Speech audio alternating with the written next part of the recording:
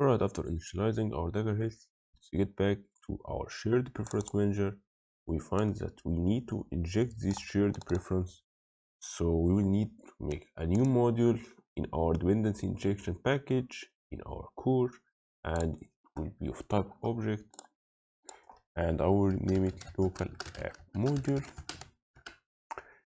Let's annotate it using module and install in singleton package component.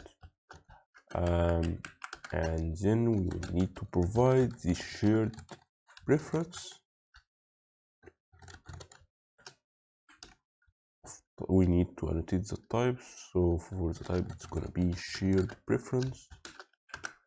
So in order to return our shared preference, we will need a context, and I will make this context here. So now get shared preference, and it will require two parameter, name, and for the name we will take the name from our manager shared preference name, and for the type we will make it private,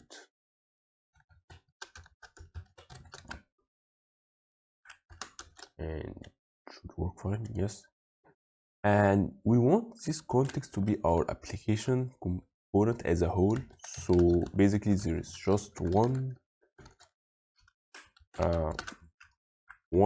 context for this application, which is our application, and we will need to annotate this function with provide and singleton, so it can be a single object.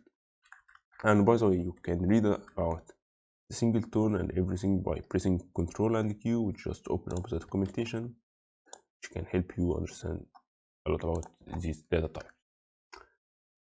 Alright, so now we have got our shared preference in our local app module. Let's go back to our shared preference manager. We will make it constructor, and we will need to inject this into our constructor.